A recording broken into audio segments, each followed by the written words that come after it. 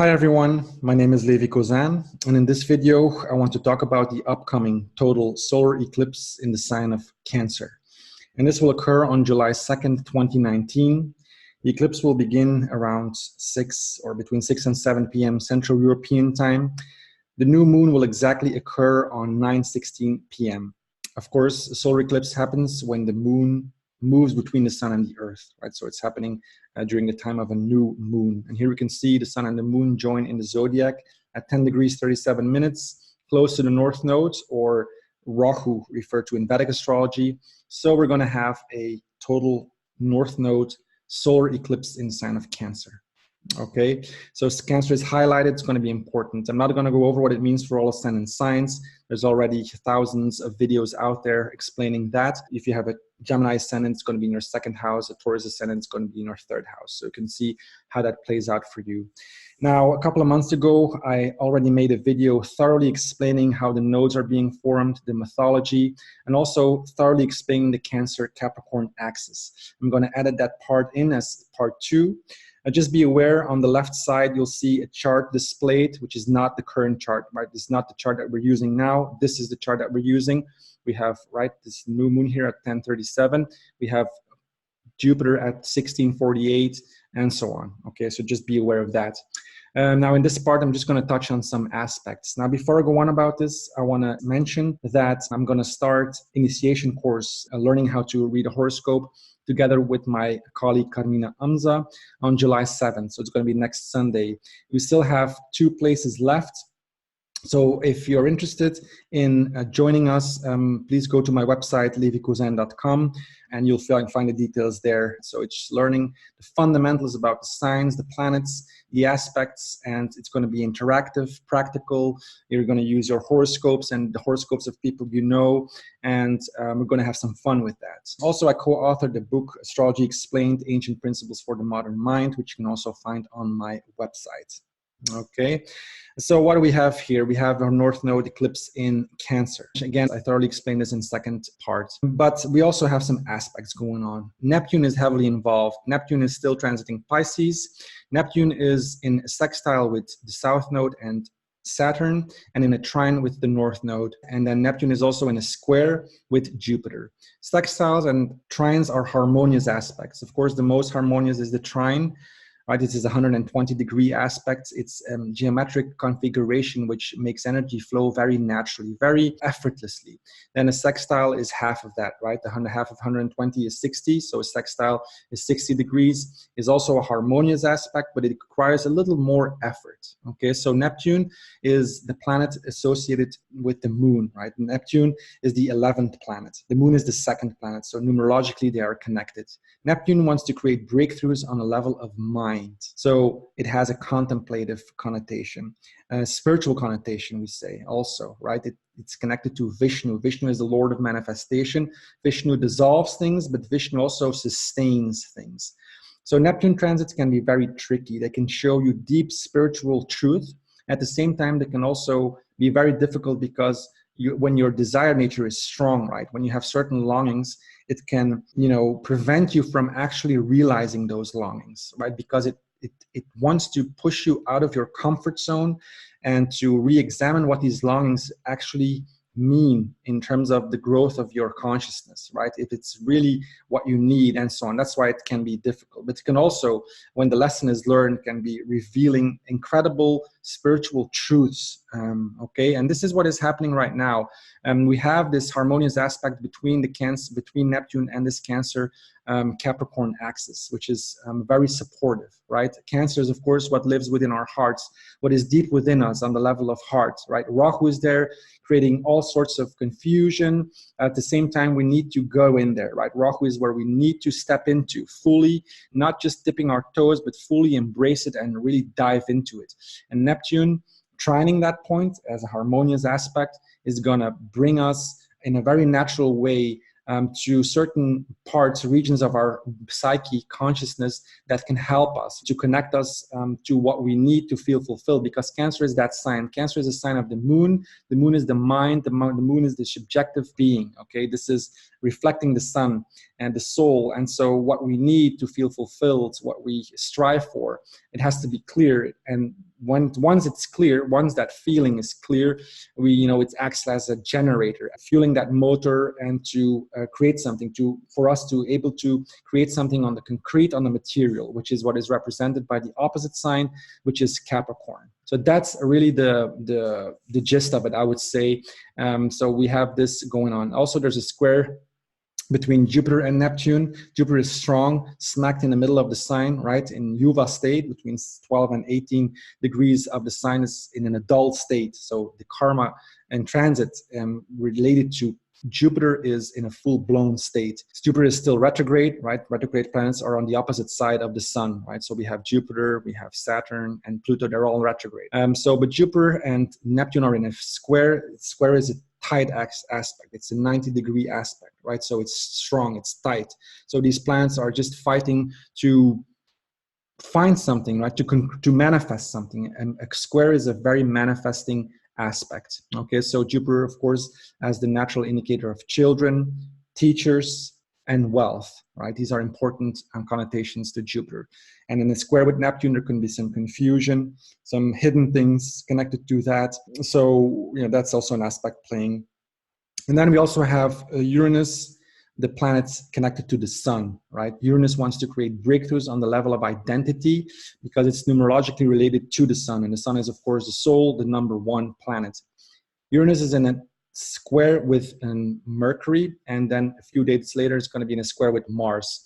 Mercury is the investigator. Mercury is the interface between what is going on within and without. Mercury looks for solutions. Mercury is also the karaka of friends and friendships.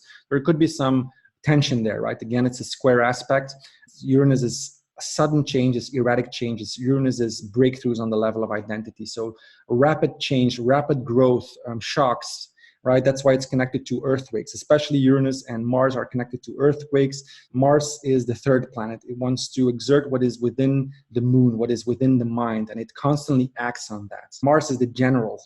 The moon is the second planet. The sun is the first planet. They're the king and the queen. The general is Mars. Mars attacks. Mars takes care of the problems. Mars obeys the orders of the king and the queen. Mars is in that sense, our energy system, whatever is within our consciousness, and we want to exert that onto the world. That's why Mars, is such a strong planet. It's also the cruel planet. It's the cruelest of the cruel planets, right? So it can go either way with Mars. When a healthy Mars just takes care of, solves problems, an afflicted Mars is violent, and so on. Okay, so here we have the square aspect. Of course, earthquakes are considered a very erratic and violent event, right? So now it can connect to all sorts of things. Like Mars is the planet of war. There could be some aggression coming out, sudden changes, sudden like attacks, and so on. It's always connected. It can always play out like that with Mars. Now Mars is in a quite good dignity in the sign of Leo. It's out of debilitation, but it's in a square. So with these outer planets facilitating the true transformation, right? These are the forces that work behind the scenes because they're invisible, right? We can't see them with the naked eye. We can see Uranus occasionally, so Uranus can manifest some concrete things. So that's what's going on in terms of transits. It's going to be an intense time. Of course, the Capricorn, Pluto, Saturn, South Node, as a counterweight to that Cancer sign. But Cancer is highlighted. It's a time to contemplate deeply. What do you need to feel fulfilled? It's new beginnings. It's a new moon. What you need on a level of heart, if we know who we are, if we recognize who we are, and there is enough energy released, there is a release of energy for us to really do something in the world, right? And Capricorn is that. Capricorn is connected to the persona, but it's also connected to status. It is the original 10th sign of Zodiac, which connects to the 10th house. And the 10th house is the house of performing your great deeds, right? Your great deeds. The karma bhava, your action, the action house, the thing that is most visible. So it's a very important time to contemplate about how to go about this. What is my great task? What is my great mission here in life?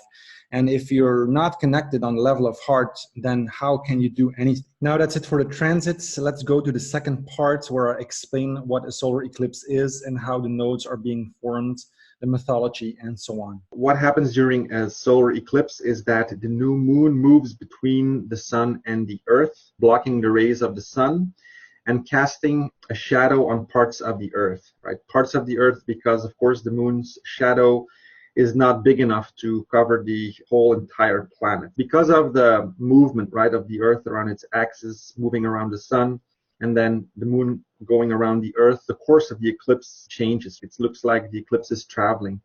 And so it's kind of an interesting phenomenon.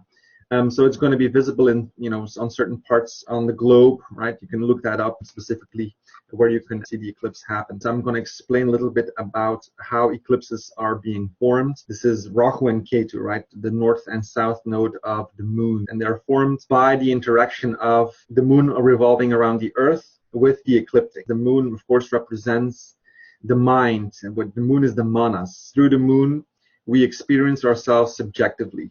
Okay, so our subjective consciousness is reflected or represented by the moon. The sun, of course, represents the soul, right? That eternal divine spark in each one of us, in all beings. And so when these two Sattvic planets, Sattvic means true essence, connect when these two planes intersect, the moon revolving around the Earth, intersecting with the ecliptic. This is going to be important, right? So Rahu and Ketu represents the path of our consciousness. It is the axis along which our consciousness travels to evolve, because they're created by the sun and the moon, the path of the sun and the path of the moon connecting. So I'm going to illustrate this with a little graph here. I made this little silly drawing, but hopefully it's going to make things clear. So this is here a representation of the sun. This is the path of the Earth going around the sun, right? This is in fact the ecliptic, because if we're looking on Earth, it's the apparent path that the sun makes around the Earth. Then we also see the moon. This is the moon traveling around the Earth. Now, whenever the path of the moon in her travels south, right, meaning entering the southern ecliptic hemisphere, because this is the ecliptic, and you can, look at it as a plane, right? And planes always stretch into infinity. So whenever the moon, the path of the moon, enters that southern ecliptic hemisphere, where it crosses the ecliptic, right? In other words, this is where the south node is being formed. Rahu and Ketu, or the south and north node of the moon, are mathematical points. The south node is also called the descending node, right? Astronomically speaking. So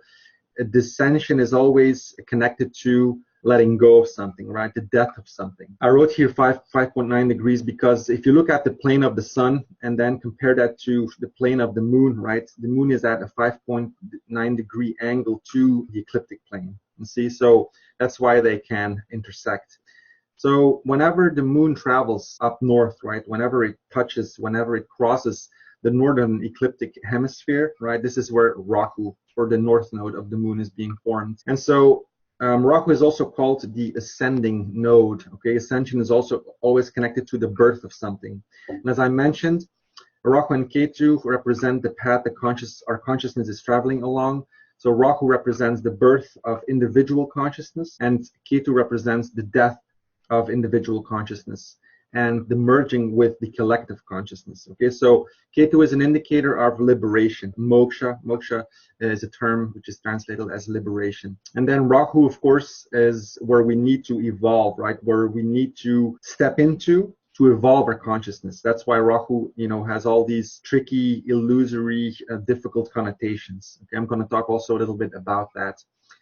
Okay, so most important thing is that they're being formed by the sun, the soul, and the reflection of the soul, which is the moon, and these two main players, Sattvic planets, interacting, connecting. Of course, the moon represents our self-image, okay, and the moon is waxing and waning, right? So the moon, that's why, our subjective selves, which includes our memories, our longings, our desires, our emotions, are represented by the moon, and they're waxing and waning. One time we feel good, 2 minutes later we feel bad, another 10 minutes later we feel neutral again, and so on. So the moon is waxing and waning. Of course, the goal of Rahu and Ketu is to unite, the big evolutionary goal is to bring together that fully masculine force, which is represented by the sun, the soul, and the subjective nature of our being, which is represented by the moon, which is the fully feminine planet, okay, to unite those and to become immortal beings. This is what the nodes are helping us evolve towards. Rahu and Ketu are not planets, right? They're eclipse points. But in Vedic astrology, they are referred to as grahas. Graha means seizer, seizing something. So they can seize your consciousness. In fact, one of the names for Rahu is Caesar. So it can grab your consciousness, to evolve your consciousness, to get you out of the comfort zone, which is represented by Ketu, where we have created our security paradigm, and which is very strongly connected to our ancestral lineage. So Ketu is very much how you were brought up and so on, the environment you were brought up in, and the development of your consciousness in that environment. And of course, your parents are going to be the closest to that. So Rahu represents where we need to go into. Rahu represents the dangerous jungle that feels very insecure, right? Whatever Rahu indicates in your horoscope, you're going to be very reluctant to actually get into, depending on Rahu's Lord's condition and so on. So, but it is the way to go. Rahu is where we need to develop our consciousness. Rahu is going to create this compulsive need within us to push us out of our comfort zone, to again evolve that consciousness. Okay, so it's going to feel frightening because Ketu is where we have created that paradigm, that security. So Ketu feels secure, but Ketu is where we suppress life energy. Okay, is where we suppress experiencing life fully. It feels secure, but at the same time we create disease there, right? Okay, so depending on these nodes, lords, conditions, okay, the lords of these grahas, it's going to show whether a person is actually capable of evolving that axis sufficiently to become much more fulfilled in life and to get out of the suppression that Ketu represents. Of course, there's also, exceptions, like, for example, if Ketu's lord is with Rahu or Rahu's lord is with Ketu, there's going to be different accents. There's going to be a different emphasis. I'm not saying that it's that simple of just looking at lords and then see how this will evolve. You have to look at the whole horoscope, of course. But now there's a very interesting similarity between the path of Rahu and Ketu and the first and seventh house axis. Okay, so Rahu and Ketu is the axis along which our consciousness evolves. And then, of course, the first house and the seventh house are the path through which our body evolves, through which we act out our bodily karmas. This is a representation of the earth. So the earth revolves around its axis, right? So the surface of the earth revolves around its core. And where that plane at the time of birth intersected with the eastern horizon, so on your local horizon, so the east point on your local horizon, which is due east, where that plane intersected with the ecliptic, this is determining your first house or the ascendant. This represents the birth of your body, which in Vedic astrology is referred to as the Deha, so the body. And then when you would look due west, which is going to be 180 degrees away from the ascendant, this is representing the seventh house cusp, the death of the body, when the physical karmas are worked through and you just die. They're an axis, right? So the first seventh house is an axis, and then Rahu and Ketu are an axis. Also, if you look at similarities between the seventh house represents foreign countries, Rahu represents foreign countries, Ketu represents the flag, the home, right? And then the first house is, of course, the body, which is, it's where we live. It's the castle we live in. And it is Rahu, the ascending node, that is pointing the way. We need to fully integrate Rahu to attain liberation in Ketu. See, to illustrate this a little further, let's get into the myth of Rahu and Ketu a little bit. See, Rahu and Ketu are, in fact, an asura or a demon called Svarbhanu. Right? And Svarbhanu was one of the demons that got into the line of the devas, or the gods, or the angels. Actually, he positioned himself between the sun and the moon to get the nectar of immortality. And there was a pact between Vishnu, the Lord of all manifestation, and the Devas, because the Devas were losing the battle against the Asuras, and they were complaining to Vishnu. They wanted help, and so Vishnu said, okay, I'm going to make sure that you get the nectar of immortality, right?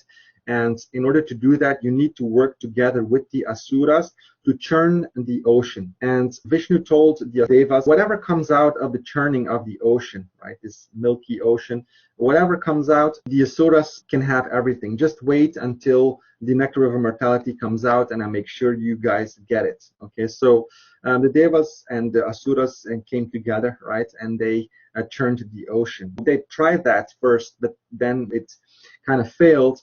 And then Vishnu, manifested a turtle, right? And so the turtle just swam into the ocean and became bigger and bigger and bigger. And so it became this huge turtle. And this was born out of Saturn, right? So this turtle was born out of Saturn. But Vishnu is always underlying, right? So everything comes out of Vishnu. So now this turtle was able to lift the earth out of the astral plane. Once that was done, right? So this shows that, Saturn is going to be very important in this whole story, right, of Rahu and Ketu, because it is Saturn that did that work. And so in order for the Asuras and Devas to turn the ocean. And so they did. And Vishnu had manifested himself as Mohini, which was the most beautiful woman. And so what happened is that the Asuras were completely intoxicated by her presence.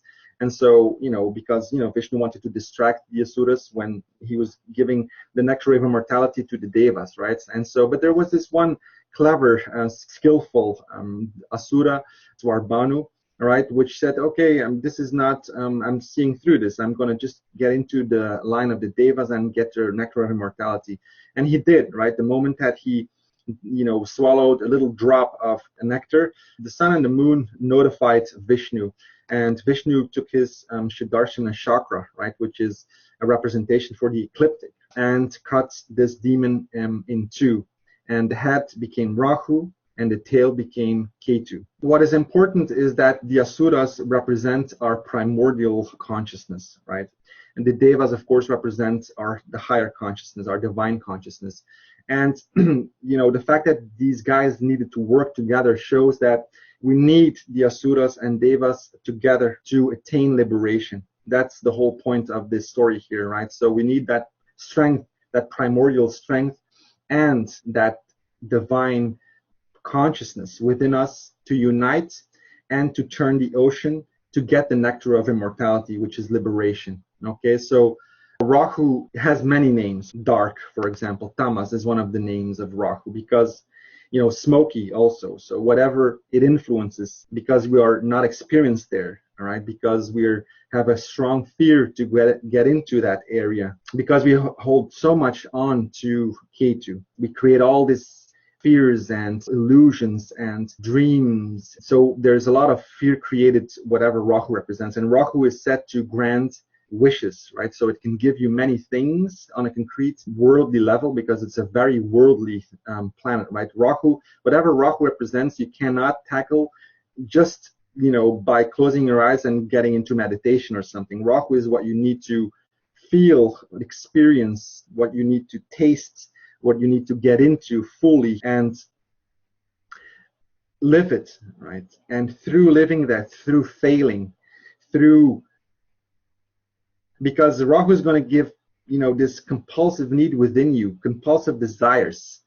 This is coming from your deep subconscious being, because it wants to push you out of your comfort zone. So by creating desires within you, which cannot be fulfilled, but you're going to go after these desires anyway. And once you get those things, because it is granting wishes, then the ego becomes completely disillusioned and not fulfilled deeply. And because the eventual liberation lies with Ketu. So not being fulfilled means that we have to transmute these desires that lead nowhere. Also indicated by Rahu, transmuting those desires. One of the symbols for Rahu is also a snake. Snakes are always about transmuting lower desires that are not capable of fulfilling us deeply. So it's a tricky thing. Rahu is a trickster in that sense. It tricks the ego to go after something, and then the ego gets disillusioned, because the ego is just completely fragmented. It doesn't see the whole. It just wants to satiate its immediate desire, right? And can be very great desires, right? So if you see Rahu is connected to, like insanity, and when you see rapists and all this heavy stuff, this is when Rahu is acting, because it brings out that deep shadow, that deep primordial aspect of the being. And when it's not mature, when the consciousness, the soul is not mature, it's gonna create serious problems. And then Ketu, the planet of liberation, the planet of moksha. Now Ketu is the most narrow planet, right? It can give a great focus. It can also give great depression, right? And you often see this with people with great breakthroughs. Ketu is where you suppress your life energy, right? Where you feel comfortable. One of the names for Ketu is flag. So it's where you feel accomplished also, where you have planted your flag, where you have conquered something. Castle is also one of the names, so where you feel secure.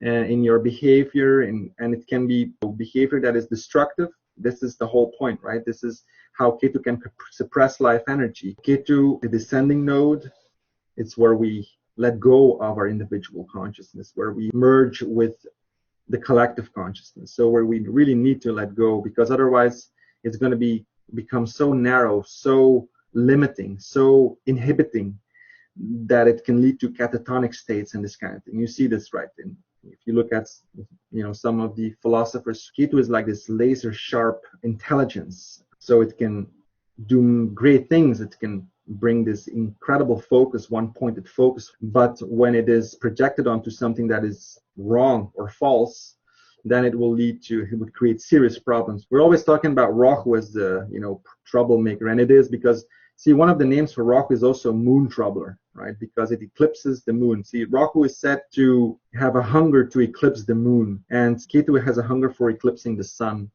And the moon represents our self-image. And whatever you experience in life, whatever you have in your life, if your self-image is not clear, it's not good, right? If you think of yourself as a failure, whatever you have, it's going to prevent you from being happy, right? I'm not talking about this unrealistic, happiness, but I mean, naturally feel happy, like feel at peace with yourself and enjoy living, enjoy getting up, and enjoy going to sleep, and enjoy life very naturally. When the moon is afflicted, and that's why Rahu moon conjunctions are so difficult, because the moon, which represents the mind, the consciousness, subjective consciousness, is troubled by Rahu, right? It shows the need of development, to develop that moon, okay, to develop that consciousness.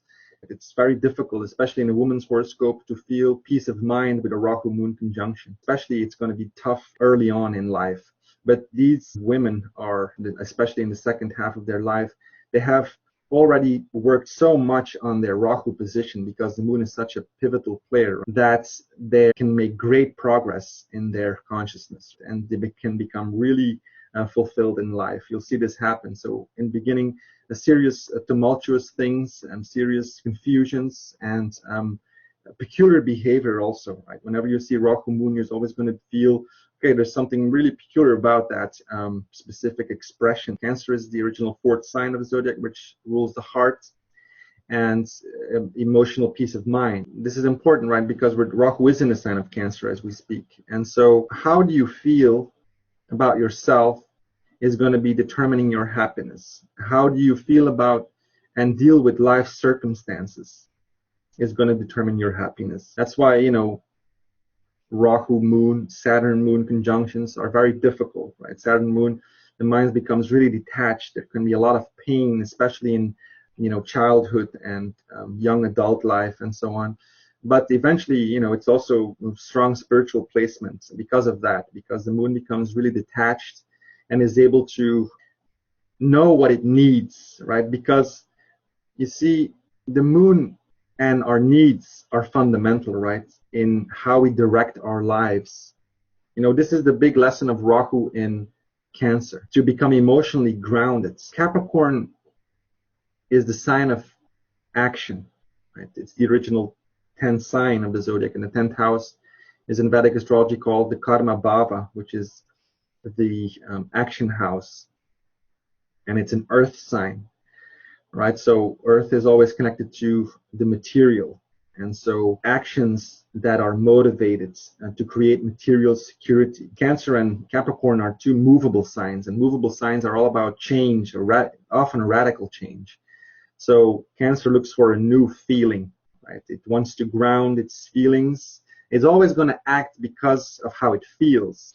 So Rahu in Cancer is an affliction to Cancer, right? Rahu creates this turmoil, this confusion. So the person is not going to feel what he or she needs.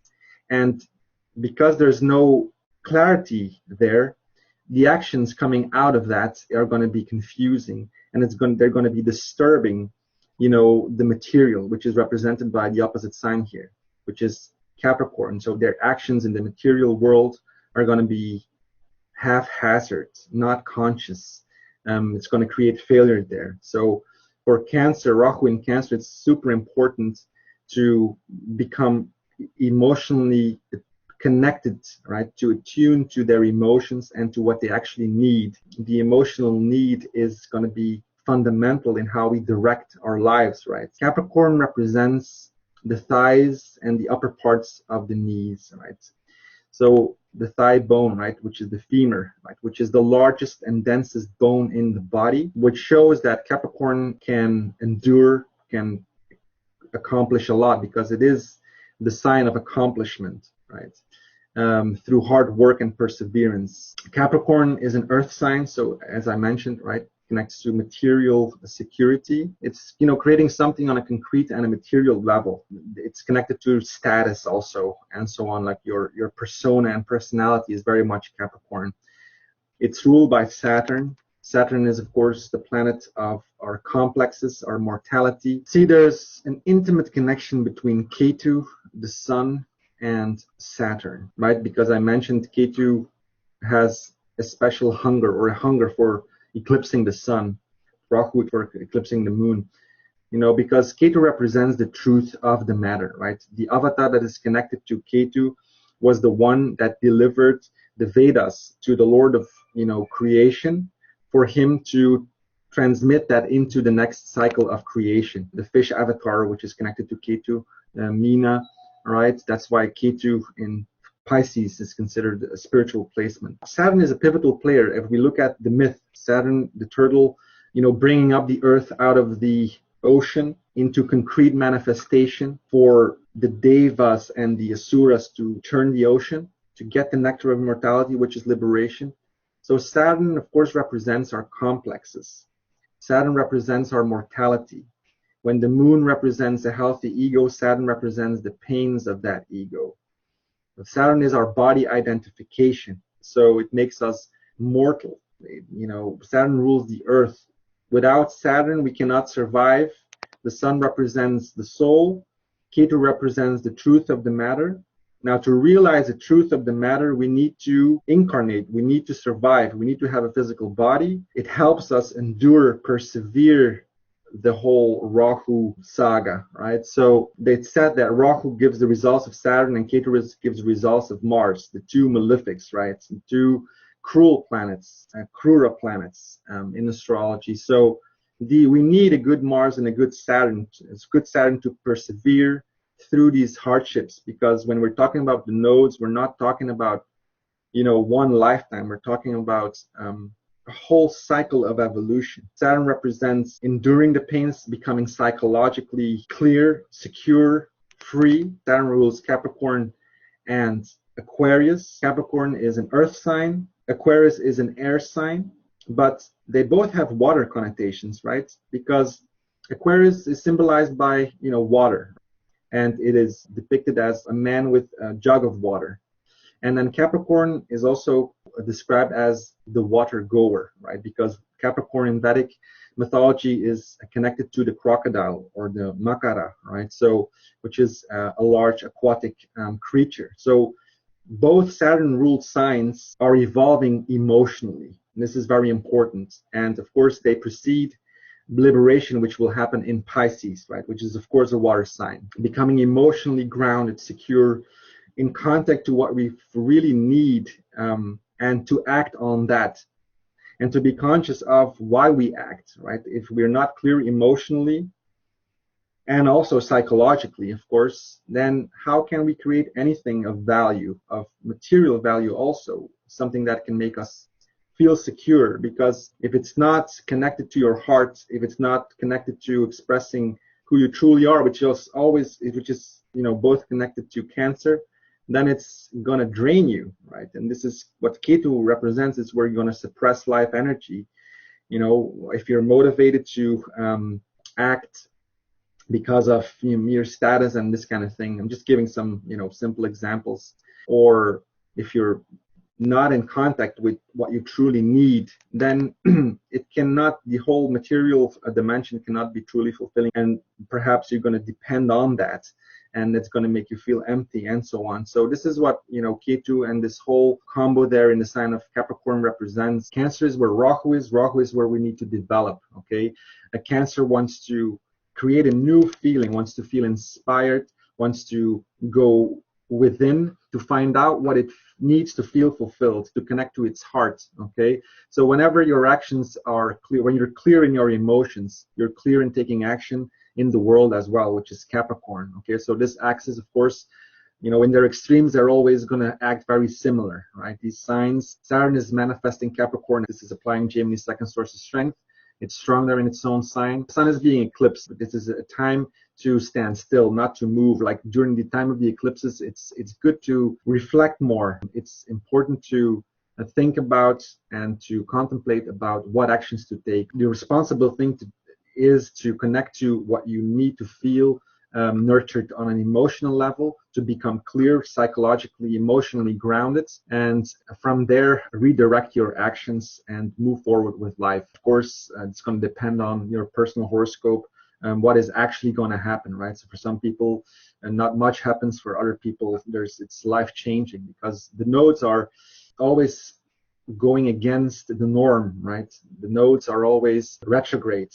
Rarely they go direct, but most of the time they're retrograde. So they're always going against the norm. They want to create changes, fated changes. So for some people, it can play out like that, and you can see it worldwide. There's always an incredible intensity.